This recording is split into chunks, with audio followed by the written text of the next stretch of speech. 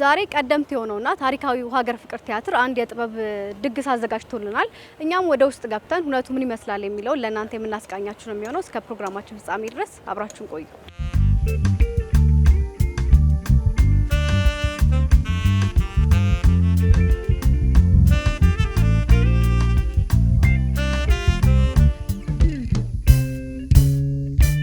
የንባብ ባህልን ለማዳበር እንዲሁም ሁሌም ከአይምሮ የማይጠፉ ታላላቅ የሀገር ባለውለታና ተጽዕኖ ፈጣሪ ለሆኑ ታሪካዊ ሰዎች መታሰቢያ የሆኑት ፊደል የሚል ስያሜን የያዙት እኒህ መጽሐፍት እንግዲህ ሐምሌ 25 በዕለተ ቅዳሜ ለምርቃ በቅቷል። በምርቃቱም የተለያዩ አስተማሪና አዝናኝ ብሎም ፍሬያማ ንግግሮች የተካሄዱበት ሲሆን ከዚሁ ጋር ተያይዞም የፊደላት ታላላቅነትና የእውቀት ዓለም የተዳሰሰበት ዕለት ነበር።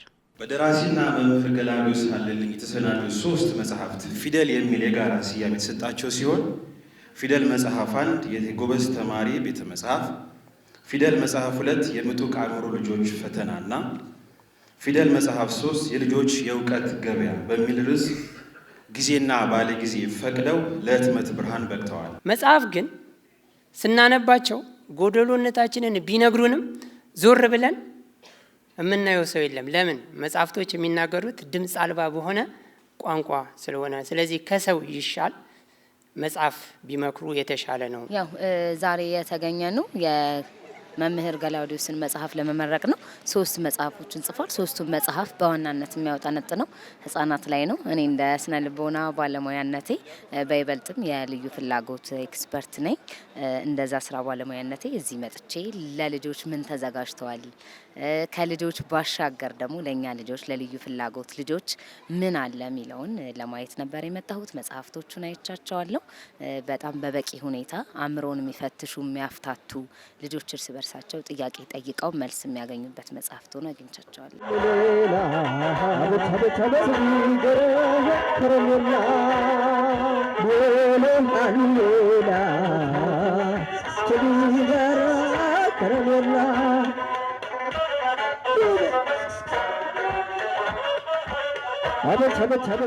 መጽሐፍቶቹ 3ቱም ስማቸው ፊደል ነው።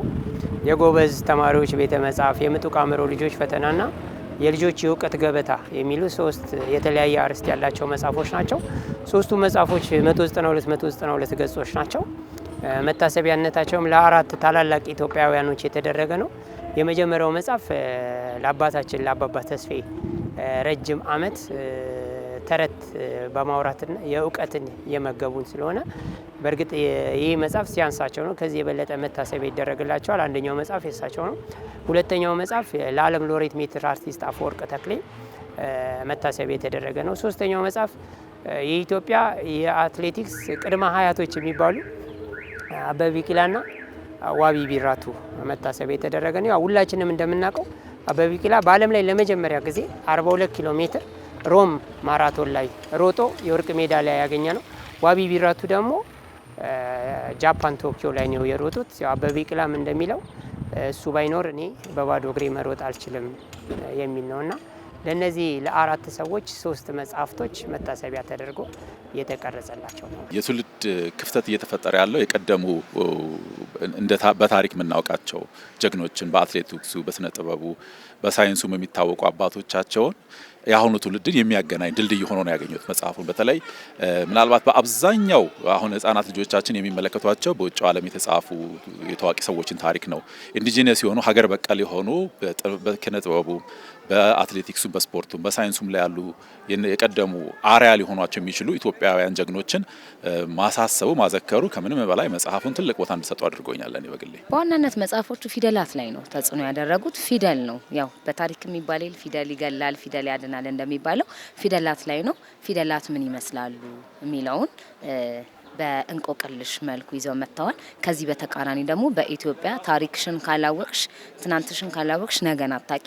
ስለዚህ ልጆች ትናንታቸውን እንዲያውቁ ትናንትና ላይ የነበሩ የሀገር ባለውለታዎች ዋና ዋና ሰዎች የሚባሉት ዋና ሚንስ በስራቸው እነሱን ያስገነዝባል። ትናንትና ለነበረ ልጅ አባባ ተስፋዬ ብትዩ ያውቃል፣ ደስ ብሎት ይመልሳል። ዛሬ የነበረ ልጅ ግን አባባ ተስፋዬ ማን ነው ብትዩ አያውቅም። ስለዚህ ይህ መጽሐፍ ትናንትናና ዛሬን እንደ ማገናኛ ድልድይነት ተጠቅሞ በይበልጥም የሀገራችንን ታዋቂ ሰዎች ሙሉ ታሪካቸውን ይዟል ማለት ነው። ብዙ ጊዜ የልጆች መጽሐፍን እየተመለከትሽ እንደሆነ እነዚህ ከተረቶችና እንዲሁ ዝም ብሎ የስዕል ነገሮች ካልሆኑ በስተቀር እንደዚህ ዓለም አቀፍ እንዲሁም ሀገር አቀፍ በተለይም ደግሞ በሀገር ውስጥ ትልቅ ውለታ ያላቸውን የስፖርት ሰዎችን በትምህርት፣ በሳይንስ፣ በስነ ጥበብ ያሉትን ሰዎች እንዲህ በመጽሐፍ ሰድሮ በማቅረብ ረገድ እኔ ገላውዲዮስ የመጀመሪያው ነው ብዬ ነው የማስበው። እንግዲህ መጽሐፍ ያው ያደኩበት ነው። እኔም ማለት ከቤተሰቤም ከአካባቢም ከትምህርቴም ጀምሮ ስለ መጽሐፍና ስለ እውቀት ሲነገረኝ ነው ያደኩትኝ። በመምህራኖቼም አልፍ ያለው እንዲሁም ደግሞ ያው ከብዙ ደራሲያኖች ጋር የመዋል ከአዲስ አበባ ዩኒቨርሲቲ ጋር እድሉ ስላጋጠመኝ መጽሐፎቹንም ስጽፋቸው ከልጅነት ጀምሮ ያለኝን ልምድ ነው ያስቀመጥኩባቸው። ለወደፊቱ ትውልድ በምን መንገድ ሊጠቅም ይችላል ተብሎ ታሳቢነት የተደረገላቸው ነው።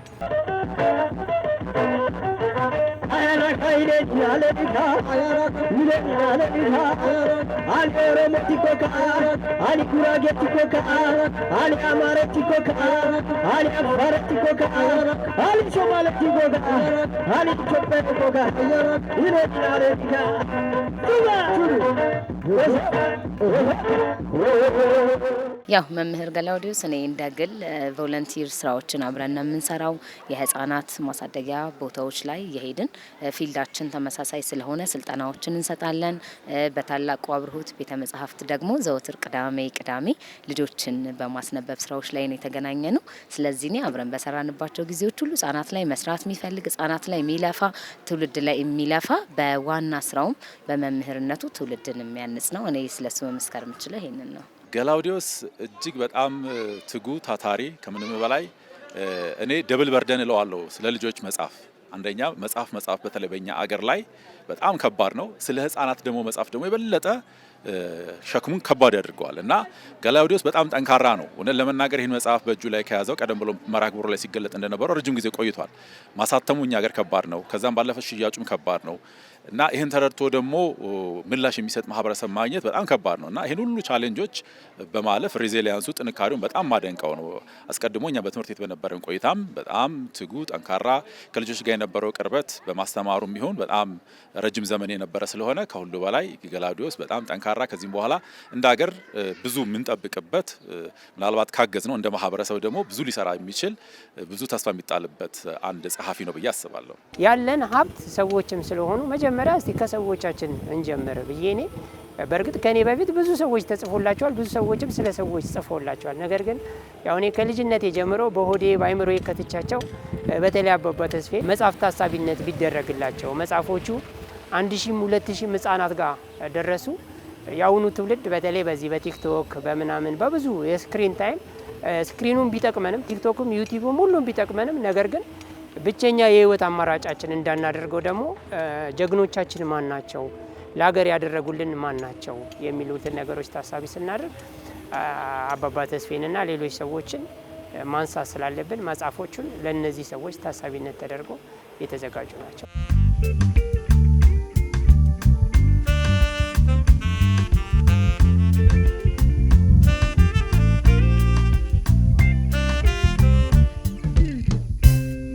መጽሐፎቹ ለመጻፍ ቢያንስ 6-7 ዓመታት ፈጅተዋል።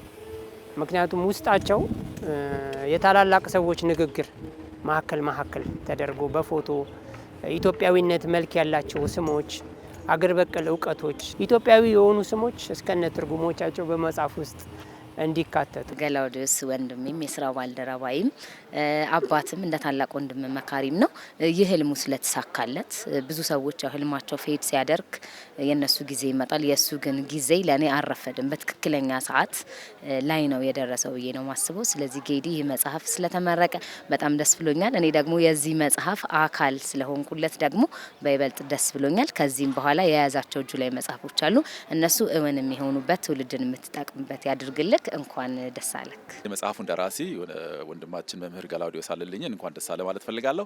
ከዛ ባለፈ ግን እንደ ማህበረሰብ ግን ልጆቻችን ዛሬ ላይ በጣም የተጠመዱት ሚዲያው ላይ ነው ያሉት። ሚዲያው ላይ ነው ብዙ ወላጅ እንዴት አድርጌ ማህበራዊ ሚዲያ ልጆች እንዲቀንሱ ላድርግ ነው የሚለው። አንደኛው መሰረታዊ ነገር መጽሐፉን መግዛት፣ ከዛ ባለፈ ከልጆች ጋር ደግሞ ኢንጌጅመንት ያስፈልጋል። መጽሐፍቱን ለልጆች አንብቡ ብሎ መስጠት ብቻ ሳይሆን ወላጅም መጽሐፍቱን አብረው ከልጆቹ ጋር ሊያነቡ ይገባል። በዚህ ጊዜ ልጆች የንባብ ፍቅር ያድርባቸዋል።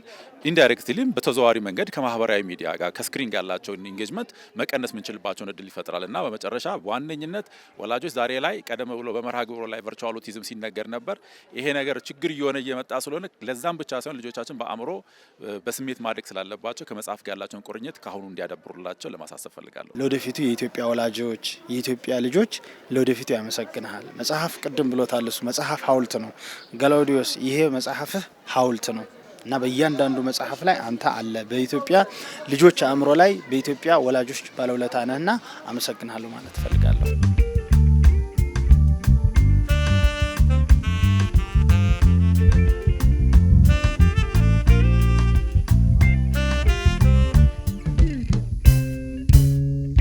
ይህን መጽሐፍ በውስጡ በርካታ እውቀቶችን ያዘለ መጽሐፍ በመሆኑ አንባቢያን ይህን መጽሐፍ እንዲያነቡት እየጋበዝን የዛሬው ፕሮግራማችንን በዚሁ አጠቃለልን።